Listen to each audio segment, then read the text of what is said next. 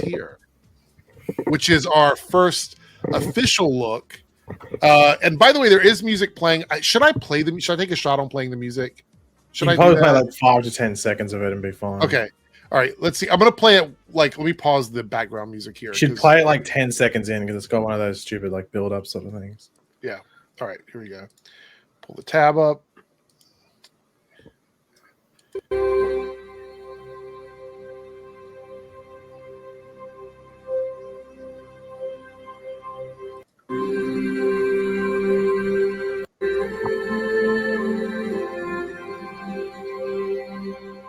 How are we feeling about it? And everybody's already listened to it. So it reminds me of like when I was wondering, I was listening to it, I was like, hey, it obviously has like John Williams and like Hans Zimmer sort of like it's almost like a mashing, but obviously leaning more towards John Williams. John Williams. And then all of a sudden when that all I could fucking think of was Titanic. Right. A little bit, yeah. It's like a see him. That's what it's like and that's what that movie leans into, like all like the Nordic stuff, which isn't too surprising because they filmed all the snow, like all the Fortress of Solitude stuff in, was it Norway or one of those countries, one of those like Nordic countries. So maybe that makes sense. They sort of like theme it off that because that's where they were filming. What do we think of the overall design of this moving poster? We're going to take a look at the still image in a minute, but how do we feel about this? Because at first I was a little torn. I'm like, I'm not sure how I feel about it, but I kind of like the sort of, I keep using this term, but TikTok-y vibe to it. It's got a very like teaser-ish TikTok vibe to it, which I think is the point.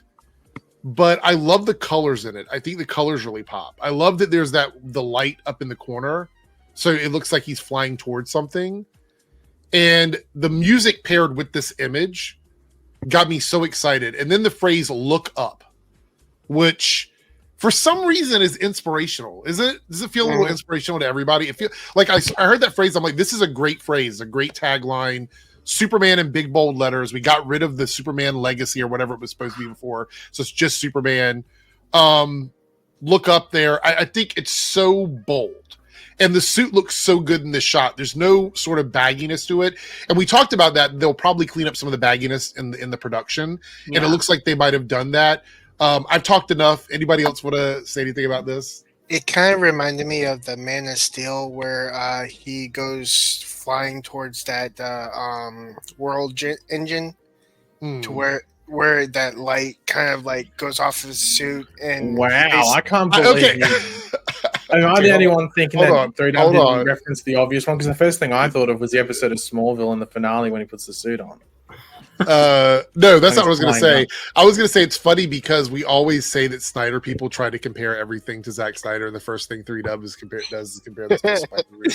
I'm just getting it out in the open. No. I get it. I'm glad you're being honest about it. To be honest, do you like it though, 3Dub? Yeah, I actually really like it. I still think this is not the same suit he wore on those set photos. I think it's meant to be a different suit. If you look up close, it is a different suit. There's like, from what I can tell, there's 3 different suits. There's the damage suit that we saw in the first poster. There's this one, and then there's that one that is frozen in ice. No, but I think this is the same one that's frozen in the ice, and I think the one that he wears on the street is a different suit. But they got the same rough design. Mm-hmm.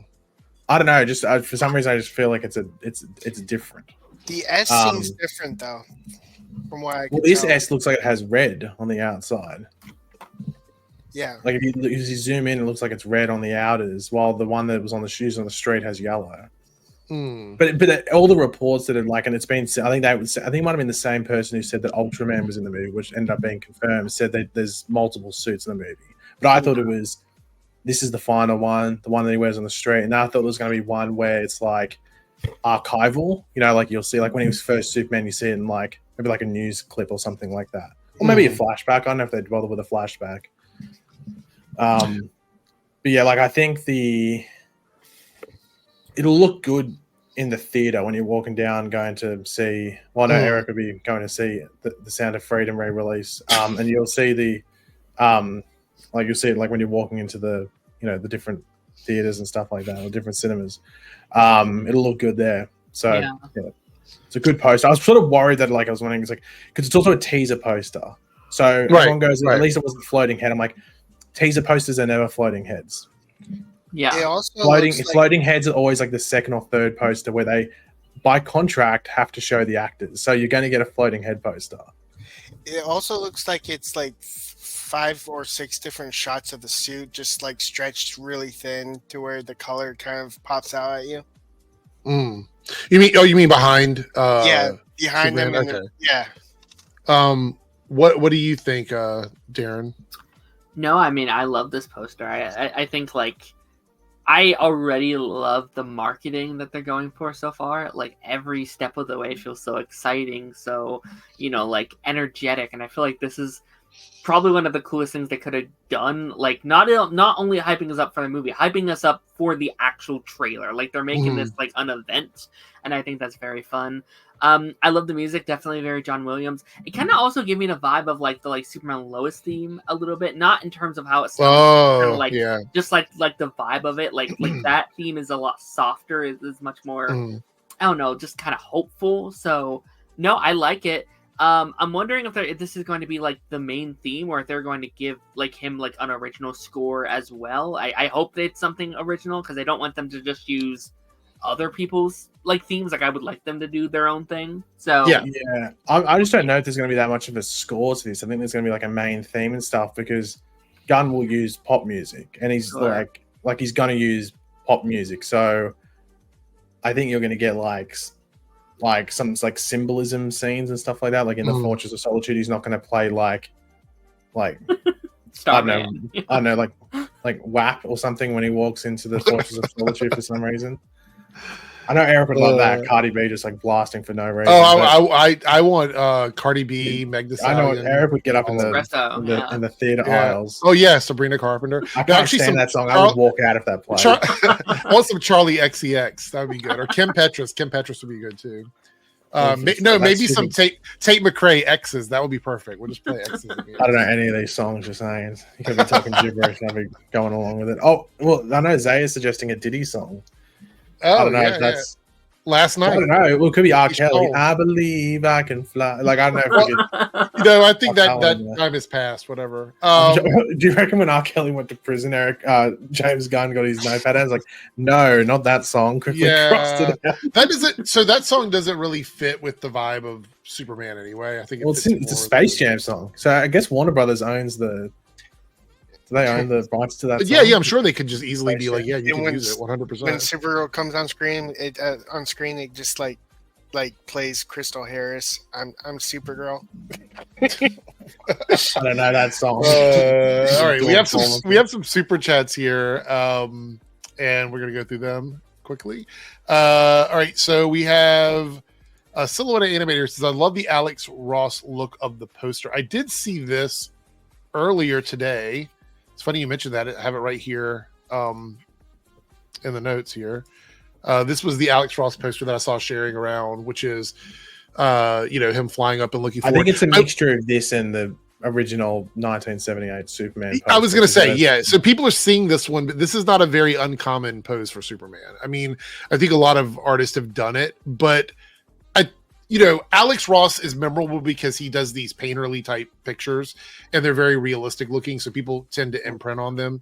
I see it though. I get it. I totally get it. Anyway, thank you for the super chat. We had another one here from Silhouette Animator, another $2 super chat. Enya or Lorena McKennett's Superman. Is it because of the soundtrack? Maybe. I like Enya, by the way. I don't know. I wouldn't mind an Enya Superman. Sail away. Yeah, fly away. Fly away. Fly away. Sail away. It is safe. No, I'm saying fly. Oh, okay. I get you, Eric. You're being like, okay, because it's Superman. Yeah. I get you. Yeah. Now I understand. Still the $2 super chat. There's definitely an otherworldly, tranquil nature to it. Yeah, I do like that about it. And it also feels almost what word am I looking for?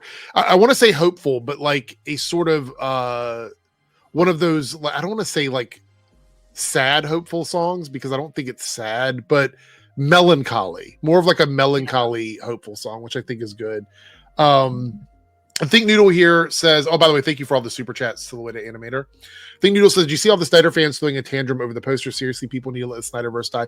I believe the Snyderverse people are too far in at this point. I think there is a cult mentality. Like before, people used to joke about it being a cult. I think we have reached cult status with them because at this point, between that and the Ayer cut, I think there's a disconnect on moving forward. And a lot of these people now, how old do you think? So say, for example, you were a Snyder fan during the era of the Snyder films and you were like 15, 16 years old.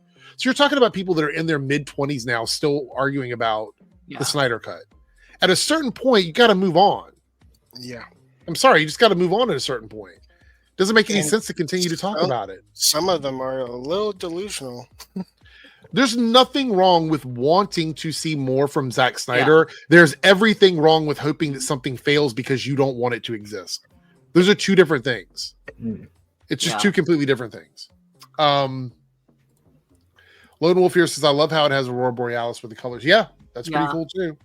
Very cool. Once again, if the Pictures of Solitude is, I'd assume it'd have the Aurora Borealis going on. They probably use it for a scene or two. Yeah. We also had this bit of information here where they talk about the movie. Superman, DC Studios' first feature film to hit the big screen, is set to soar into theaters worldwide this summer from Warner Brothers Pictures.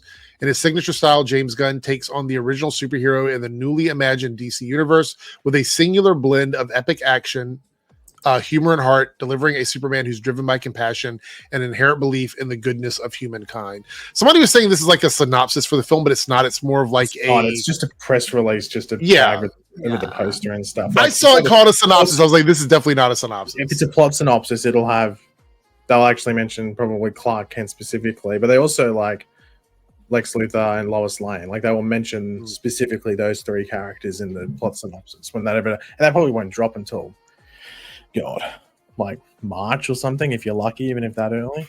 Yeah, the thing is that I am so glad that Paigey was completely wrong about the trailer not coming out in December, because we're probably going to get that trailer on Thursday. You're the one saying it wasn't coming out till next year, I forgot. I think I said that.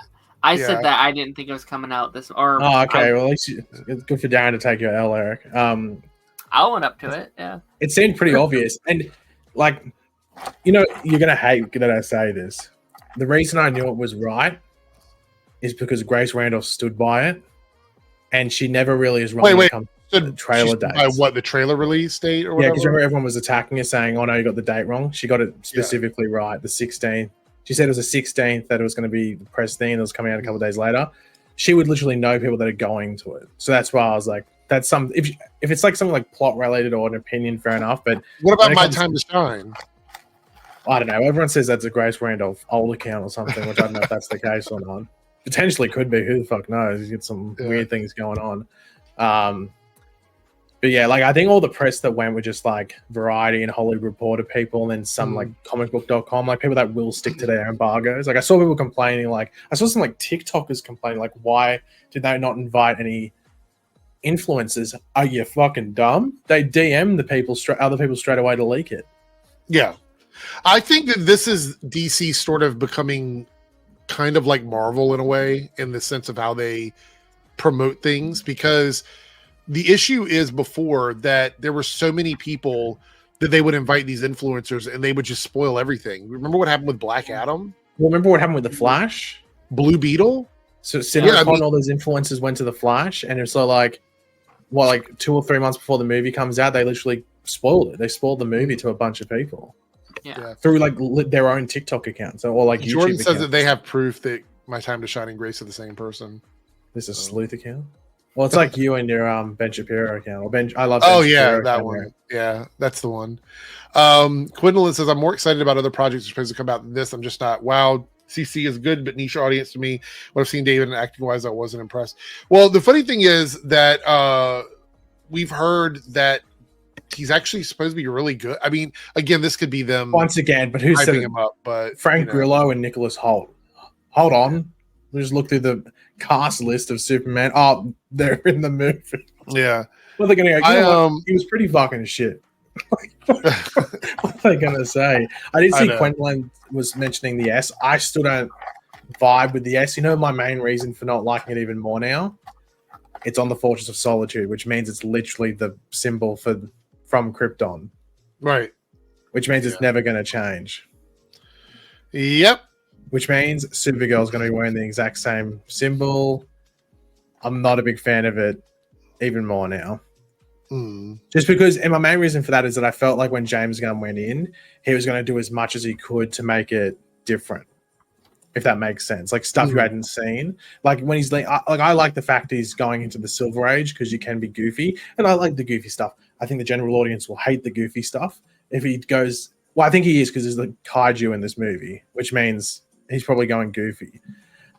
I don't know if the general audience is going to vibe with that too much, but it sort of lines up with like just changing as much as you possibly can without changing exactly who the character is. Somebody was wondering if they weren't happy with Rachel because she wasn't on this poster. I'm like, she was not going to be it's on a this teaser poster. Yeah, I mean, they're literally teasing Superman. That's what they want to do. Teaser poster is always your main character. Sometimes it's not even the character. Like if it was just the Superman emblem, it would work. It would be a teaser poster. Well, I will say that for me, I like Darren, you mentioned the approach to leading up to the trailer. Yeah. I kind of like the minimal approach to this advertisement because it's very simple, but it's also very specific. So we have the color grading, the Aurora Borealis look, I guess, as other people say. I think of it more as like a watercolor. Well, you were calling it 7-Eleven Slurpee when you get like multiple flavors. Oh, yeah. That's what it's called. You have the Superman just putting on his boot. Now you have him actually in action. Yeah, I still think the boot photo was bad. I don't mind that we got to see something, but I don't think that was a good first poster for Superman. I think this should have been the first thing that we got because like everyone is very wowed by this. I think that's the like first impression I was really hoping for with like the DCU, and I feel like we haven't like this year for me. Like I was really hoping could be the like trying to fix the representation of DC. I was like, okay, first of all, we would have had Joker 2, which I was hoping would help bring back people in a little bit, and just in terms of like the critic score, that didn't happen.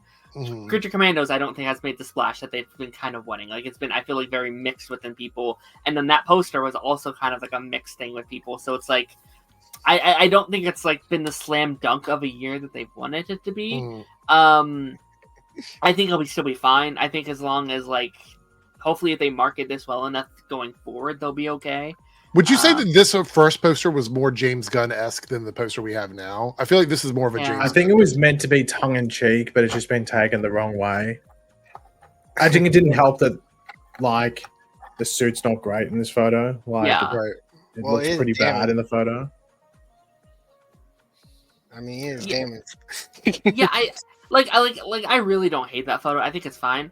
I just think it's a weird like first impression for the entire universe. Like that's the first thing we saw out of anything. Especially because it was like months before. It was like how long? That was like I guess when they were filming, wasn't it? So like ages ago. Yeah, I also feel like it gave too much information that could potentially spoil what's going to happen. What?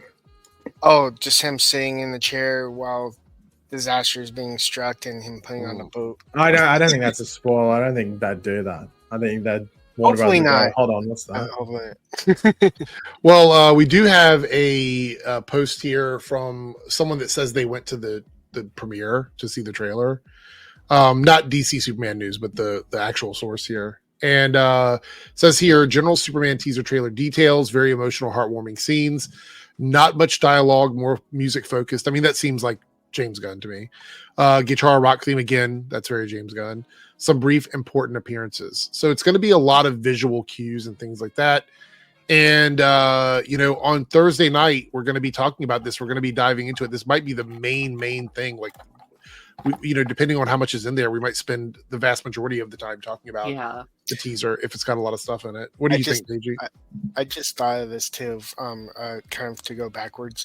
The poster before, the one him saying, I was like, there's one thing that comes to mind. Look up. There's disaster behind him. What? Oh, the phrase that they use for the poster is look up.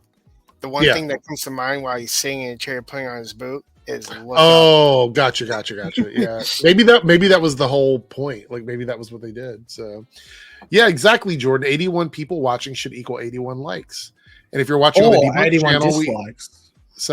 no, we have 20 people watching on the Debunks channel. It should be another 20 likes. So come on, let's get these likes up. Does any of this sound fake to you? This all sounds like it could be real, in my opinion. It's almost. To be honest, this could be just the way to describe literally any teaser trailer. Well, that's what I was going to say. It's a very safe. It's a very outside safe of the guitar/rock theme, I'd be like, most teaser trailers, like the Man of Steel trailer, is literally the exact same thing outside of the guitar/rock theme. Yeah. So like, it's not too much of a thing, but it's a teaser trailer. Like they're not going to reveal too much of the plot. They're just going to give you a. Anthony doesn't like it. Ass teaser. Wow. Well, we haven't seen it yet. You got to wait another 3 days or 2 days or whatever it is to get it. I think he means like the poster. Maybe. Yeah, I think he's talking about the current picture we're looking at right now. Anthony, right? You don't like the teaser here? Just curious. All right. So we're already getting these kinds of takes here. Would you like to see David Cornsweet's Superman and Robert Pattinson's Batman in a film together? Why is this coming back up all of a sudden? Oh, like, it's everywhere. It's everywhere. Check this out. Like right here. I see people now saying they want this is the Trinity now, the new Trinity with oh God, not Gal. Yeah. One of them I saw was that it said hope above the Superman and then vengeance above Batman. I mean, listen, if that's the direction that they ended up going, I wouldn't have had a problem. I would have been okay. I don't necessarily agree with the argument that Robert can't be in a shared universe if that's the direction they wanted to go. He definitely could. But they clearly don't want to go that direction, and I'm also very happy with that. You know why I reckon if Gunn could go back 2 years in time, he might do it. He won't now because he's made Hal Jordan have like issues paying. And he's gotten like all these like it's too the DC universe is too out of whack now. It's too out of whack. Yeah, it's like already if he brought in the Pattinson Batman, it's out of whack, and you're literally in a worse spot than the DCEU was in. Yeah, like and they didn't have a Batman. Ben Affleck had quit, so that's how you know you'd be in a bad spot when you've got Batman, but you're still in a worse position than DCEU if you bring in this Batman. So like. James Gunn has just gone on about like there being this history and this universe and stuff, and then all of a sudden you bring in a Batman that's 3 years into his gig. Like, yeah, I'm sorry, you can't do it. Yeah, like you would have to completely scrap your idea for like Brave and the Bold. Can't have Damian Wayne. Can't have Dick Grayson. Can't have any of that. Which again, Teen Titans. What happens with Teen Titans? Like, yeah, they're out for sure. Go ahead. I'm trying to think of like. How would Batman be like too dark or too light? Because the too light was ridiculously campy, and that was Batman 66. So I don't think. Okay, so my thoughts on this is the Batman we're going to get in the DCU is going to be one that we've probably never seen before. I think it's going to be a comic booky Batman that isn't super, super brooding like the ones we've had pretty much in the entirety of DC since the early 2000s. I don't think we're going to see that. I think we're going to see a very balanced Batman, one that has the light feel to it that they tried to do with, Ben's Batman, but they never had a chance to.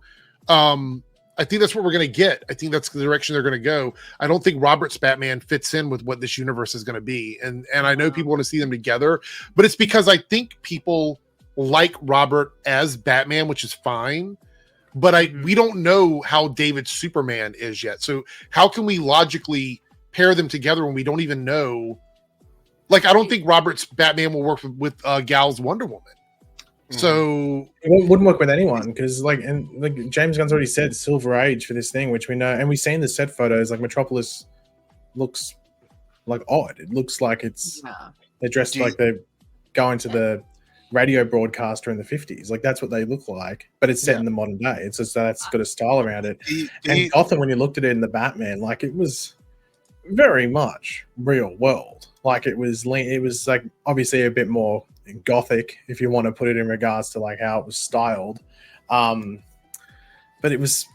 I just don't see how it works, even just on a stylistic point, not just the fucking timeline wise of the DCU and how it would completely screw the pooch there. But yeah. I think if you like launched that day one, like when you launched the like DCU, I definitely think you could form a very comic booky universe around the Batman if you wanted to, right? I think having one very grounded, serious movie does not equate to not being able to do other stuff, over there. But it's clearly not what they want. They clearly have two very different visions for their versions of Batman and their versions of a DC universe. And again, clearly Reeves wants to do his own thing. Pattinson would not. I don't think we're getting Pattinson for 10 plus years. I think that's like a trilogy, maybe a fourth one at most, and then I think he's out of here. I don't know. Do you think all the news that's come out? I wouldn't be too surprised for the most part if it's Batman Part 2, and they might end it there. I would not be surprised too much because I think it's too much of because Gunn keeps saying, "Oh yeah, we're going to be happy. We're going to be bringing in Elseworlds projects." But if we had a confirmed Elseworlds project yet, that's been because we still don't have confirmation about that dynamic duo thing, which just screams Elseworlds. But that might be in the DCU because by the time it comes out in 2028, now we know what's developed in the DCU by that point. We've got stuff coming out next year, 2026, 2027. And I think that's in the middle of 2028 or something like that. So, there could be something else before that. So, I'm just intrigued to see, what happens there. But it would not surprise me too much if Batman Part 2 is it. And to be fair, Gunn might be sitting there going, well, and he could make a case. Because I think Gunn would rather the Batman movies not keep happening. I know he gave the plaudits and stuff to the Penguin and stuff, but he would prefer it not be there. He'd prefer to be... He's the guy. He's the guy with the creative license. But Matt Reeves gets to play in this little sandbox that's next to him and potentially takes a lot of attention as well. And especially when it comes to the Bat characters. We have a couple more super chats here. Thank you so much, Silhouette Animator, with a $2 super chat. I think the kaiju will be a Cadmus-born parasite. Anybody else feel that way? Cadmus-related parasite? Maybe, but it could just be some weird messed up thing that Lex Luthor creates or something because he's meant to be almost leaning into mad scientist style Lex. Are we talking inside the poster or no because it's the confirmed kaiju that Superman's going to be fighting, and there's also in those action figure leaks and those baby kaiju which could be the same character but just smaller when he's created or something, or when it's created.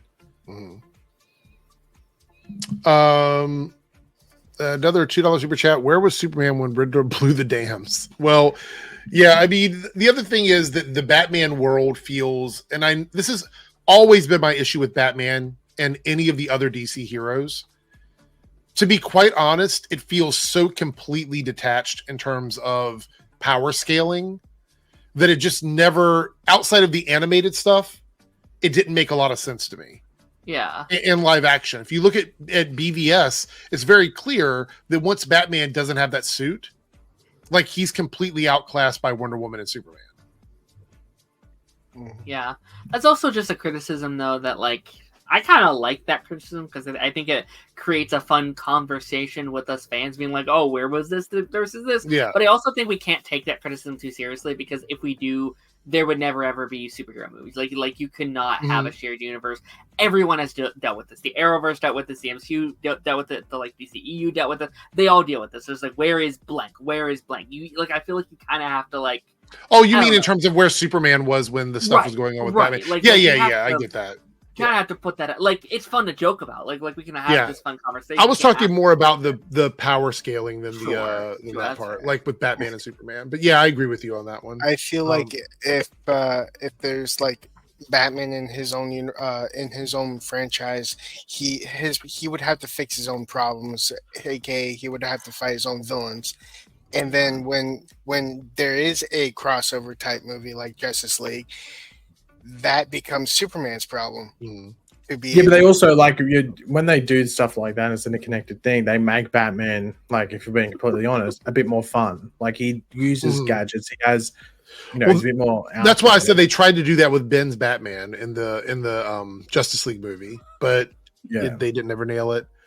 Lance here says, as a team member, the new name is Corn Kent, and people can stop trying to force Reeves' universe in this. Thoughts, opinions? Well, what do you mean, like, force the Reeves universe? Oh, Matt Reeves. Sorry, I think I meant Christopher Reeve because it's talking about Superman. Well, I don't know. It's just I think it either gets merged or it ends prematurely. The Batman thing. I don't think it gets to 3 movies. I think Gunn would make a case, and I think they might pay Matt Reeves out. And what was like the most recent rumor like that? Oh, well, because Matt Reeves is producing everything Batman, which is crazy to me. Yeah. How he can be producing, and it's no offense to him because get your bag, but it's crazy that they allow that because how are you going to let him influence and produce different iterations? Because won't a lot of the Batman just end up being very similar? Yes. If he's giving notes on it. Like, I don't understand that. Because I haven't watched the Batman show on Amazon Prime. What's it called? Cape Crusader. Cape Crusader. I was going to say Last Crusade. That's Indiana Jones. But with the Batman on that show, does it lean heavily? Well, not heavily, but does it lean somewhat into like what that movie, like his movie version of Batman is, like same style? It's different. No, it's a very like noir take on Batman. No, but I mean, sorry, it's like, okay. No, I was just wondering because I haven't watched it, so I wasn't too sure because he produced that, but I don't know if he like was there from the beginning making it.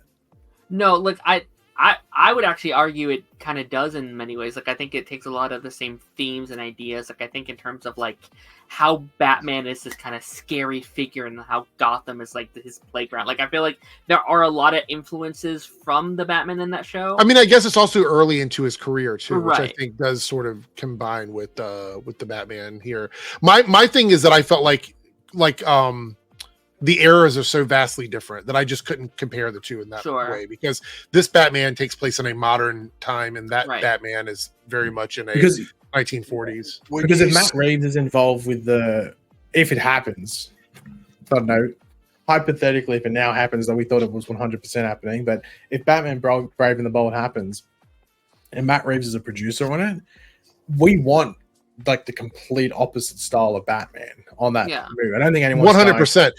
I mean, like actually there would be, because there's a lot of Batman fans are delusional on Twitter, but they probably want the same thing. But anyone with half a brain, you want a different Batman. You want the comic booky Batman. You want that obviously with a Robin, obviously most likely his son by the sounds of it, but just doing like stuff where you go, sorry, he doesn't have powers. He can't do that. It's like, hey, it's a comic book.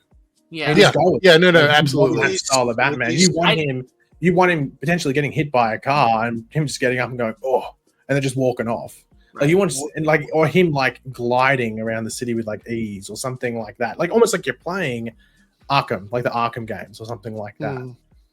Would you see like Gunn just doing like a gray suit with a blue cape? I think Gunn's gonna. I think we're gonna get very comic booky costumes for our characters, based on Superman.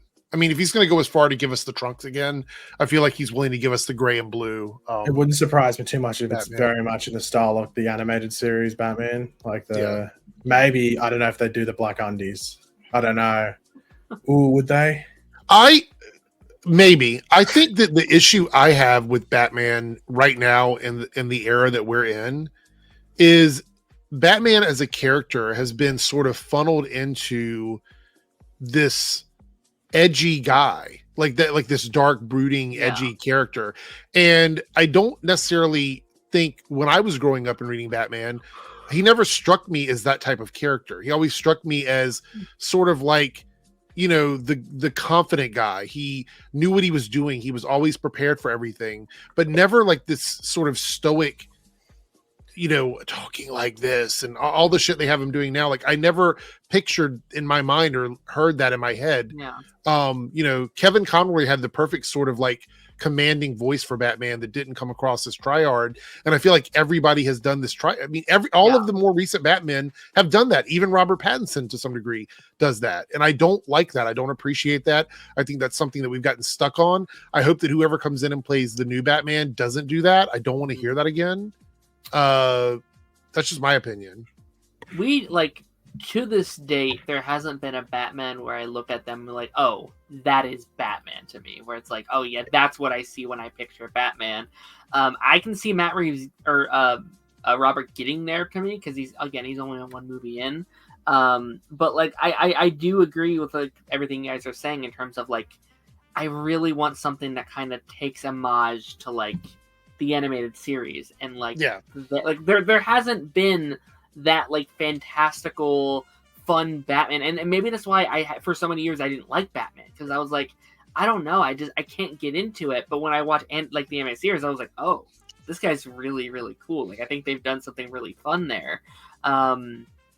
So yeah, I definitely hope they lean in. I'm again like circling back around to like the connected thing. I like the idea of being disconnected. I think like before this week, I liked the idea because I was like, oh, you can do all your Batman projects over there for the most part, and then you can kind of focus on some other characters in like the DCU, and then it's like, oh, now we have Clayface. Okay, I guess the reason it worked is because Ben Affleck had quit, so like it's not like they were rushing to use Batman at the time when they greenlit the Matt Reeves stuff. It was like, okay, you can go into your own universe because we're doing a bit of a, playing with these other characters in the sandbox. You got, another Aquaman movie, you got Blue Beetle, Flash, and had some other stuff planned. Black Adam, Eric's favorite movie.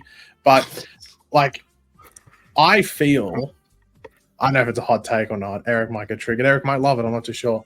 I think the closest we've gotten in live action to the style of Batman that like sort of want to see, and hopefully Brave and the Bold, that Darren was just sort of referring to, was the Ben Affleck Batman in The Flash. Yes, yeah. That's what I said. We almost got there with him. I feel like we were heading in that direction, but we never were able to do that. They didn't give him a solo film. The Justice League movies, between the two, the Snyder Cut and the regular version, there was a very disjointed version of that because the dichotomy of what we got from Joss versus Zach was very obvious between the two different cuts. So it's almost like they didn't know what direction they wanted to go with him. So it was very jarring, in my opinion.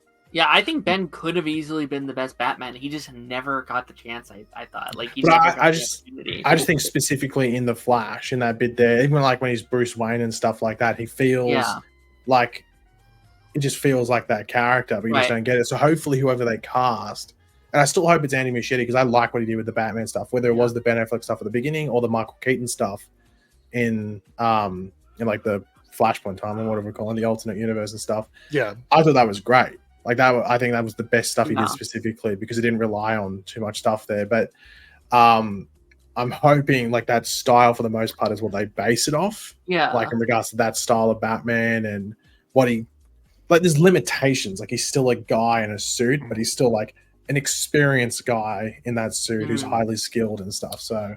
And you know what? Like, even I think Michael Keaton in that movie, I thought was kind of like remnant of that, where like he's fighting like a Kryptonian in that movie. Not a huge fan of that movie, but like that's like we never saw anything like that in film before. Him fighting things outside of like his kind of territory. So like yeah, I don't know. Like I think like Andy gets a lot of hate for like his stuff on The Flash, but like clearly not his fault. Like there's clearly a million different things that was happening. Like I think the fact that there was any remnant of a movie left after like 15 different films, like I think Gunn realized like, oh yeah, this isn't your fault. I'm gonna give you a real chance to make some magic. Let me give you this film. One of the criticisms I heard while watching Batman Forever and Batman Robin was the fact that they lost the Batman voice that Michael Keaton provided. Oh, you mean from the original two first films or whatever he did? Yeah.